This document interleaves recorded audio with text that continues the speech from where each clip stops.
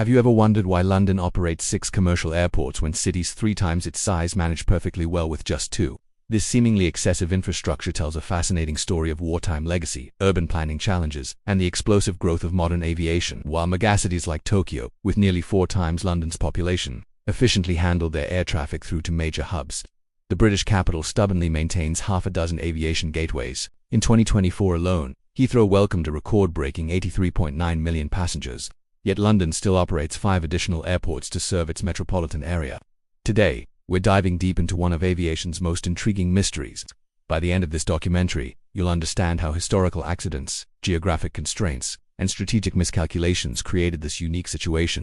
Before we take off, make sure to subscribe to the World Documentaries and hit that notification bell so you never miss our explorations of fascinating global phenomena. Around the world, major cities follow a remarkably consistent pattern when it comes to airport infrastructure. Chicago splits its traffic between O'Hare and Midway. Beijing operates from Capital International and Daxing, while Paris manages with Charles de Gaulle and Orly. This dual airport system has become the international standard, with one facility typically handling long-haul international flights while the other focuses on domestic and regional connections. The efficiency of this model has proven itself repeatedly across continents and cultures. The logic behind this arrangement is beautifully simple and economically sound. Shanghai, Istanbul, and Houston all demonstrate how 2 well-planned airports can efficiently serve even the largest metropolitan populations. Yet London breaks this mold spectacularly, operating Heathrow, Gatwick, Stansted, Luton, London City, and Southend simultaneously. Gatwick alone handled 43.2 million passengers in 2024, yet it's still considered just London's secondary airport. What's even more remarkable is that 4 of these airports sit outside London's city boundaries, some located considerably far from the urban centre they claim to serve. When we talk about London's airports, we need to clarify an important distinction that often confuses travellers. The fact that 4 of these 6 airports lie outside London's administrative boundaries does undisqualify them from being considered London airports. Major cities worldwide frequently place their aviation facilities beyond city limits due to space requirements, noise concerns, and safety regulations. Tokyo's Narita Airport sits nearly 40 miles from central Tokyo, yet nobody questions its identity as Tokyo's international gateway. What truly defines an airport's identity is the population it serves, not its postal address. All 6 of London's airports primarily cater to passengers travelling to and from the British capital, making them functionally London's airports regardless of their geographical coordinates. However, even with this understanding, the sheer number remains extraordinary. London serves as the largest aviation hub in the world by passenger traffic, with 6 international airports handling over 177 million passengers in 2024. No other city on Earth has ever generated sufficient demand to justify operating more than 3 commercial airports, making London's situation genuinely unique in global aviation history. To appreciate how unusual London's situation is, consider China's approach to airport development. The world's most populous nation boasts more than 5 cities larger than London, yet not a single one operates more than 2 commercial airports. Shanghai, with its 25 million residents, manages beautifully with Pudong and Hongqiao. Guangzhou, Beijing, and Shenzhen all follow the same efficient dual airport model. These Chinese airports were planned with foresight, allocating vast tracts of land for future expansion from the very beginning. Even Tokyo, the planet's largest metropolitan area with approximately 37 million inhabitants spread across its greater urban zone, functions seamlessly with just Narita and Haneda airports. These 2 facilities handle over 100 million passengers annually between them, proving that proper planning and adequate space allocation can eliminate the need for multiple smaller airports. London's population of roughly 10 million simply doesn't generate enough demand to logically require 6 separate aviation facilities. The mathematics don't support the infrastructure, which raises the obvious question: how did this situation develop in the first place? London's airport puzzle begins during the Second World War, when the entire region surrounding the capital was transformed into a vast military aviation network. Multiple airbases, airfields, and aerodromes were either constructed from scratch or converted from civilian facilities to support Britain's desperate air defense efforts.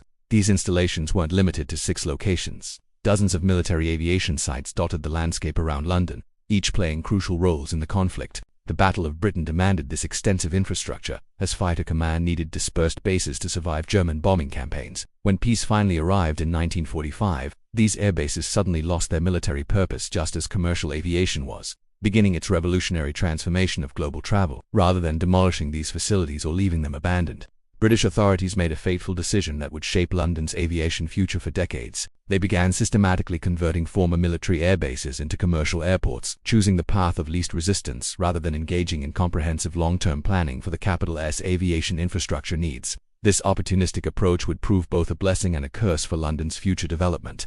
Heathrow became the first converted facility, designated as London's primary airport in the immediate post-war period. Within a few years, authorities recognized that Heathrow alone couldn't handle the growing demand. So they transformed another former airbase into Gatwick International Airport.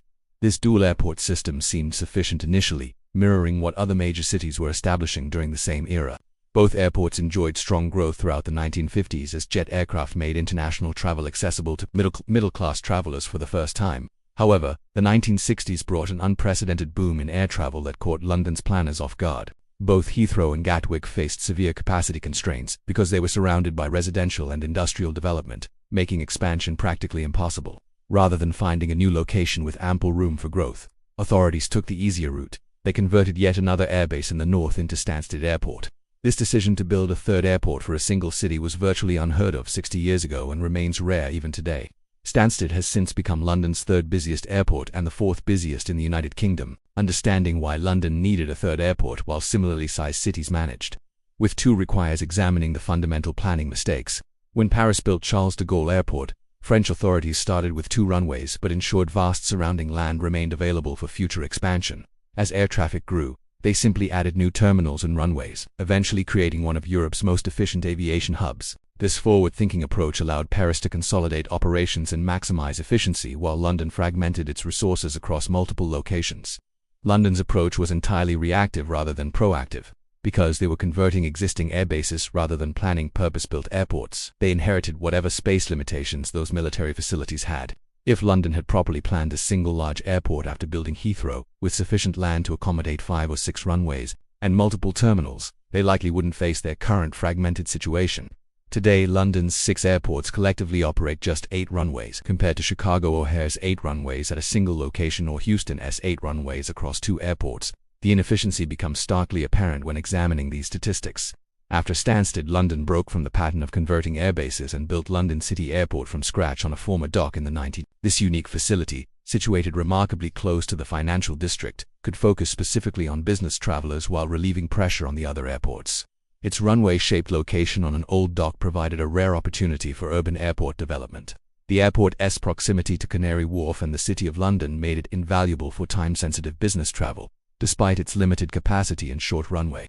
Luton and Southend entered London's airport network through strategic rebranding rather than new construction. Luton Airport originally served a different region entirely, but as London's other airports reached capacity during the 1990s, authorities added London to its name and upgraded its facilities. Southend received similar treatment in the late 2000s, becoming London Southend Airport with a new terminal. Today, Heathrow forecasts 84.2 million passengers for 2025, operating near absolute capacity. Gatwick serves 53 long-haul routes, with 57 airlines operating from the airport. Stansted and Luton serve as budget airline hubs with around 450 combined daily flights, while City Airport caters to business travel and Southend operates minimal routes. So why doesn't London simply build one massive modern airport and close the smaller ones? The answer reveals how dramatically circumstances have changed since the post-war era. Finding available land near London large enough for a major airport is virtually impossible today. And areas that remain undeveloped typically enjoy green belt protection that prevents construction. Any proposal faces intense local opposition, staggering costs, and complex political challenges. The estimated costs for such a project would run into tens of billions of pounds, making it politically unpredictable. The real question isn't about London's past decisions, but its future choices. What happens when these 6 airports reach absolute capacity? Gatwick's Northern Runway project, if approved, could generate 14,000 new jobs and contribute £1 billion to the economy annually. Will authorities finally overcome the obstacles to build a properly planned mega-airport, or will they attempt expanding existing facilities despite the difficulties? Only time will reveal whether London learns from its fragmented aviation history or continues adding airports indefinitely. We'd love to hear your thoughts on this aviation anomaly. Have you experienced London's confusing multi-airport system? Do you think they should consolidate, or does the current arrangement work? Share your experiences and opinions in the comments below. And do not forget to subscribe to the World Documentaries for more fascinating explorations of how our world works.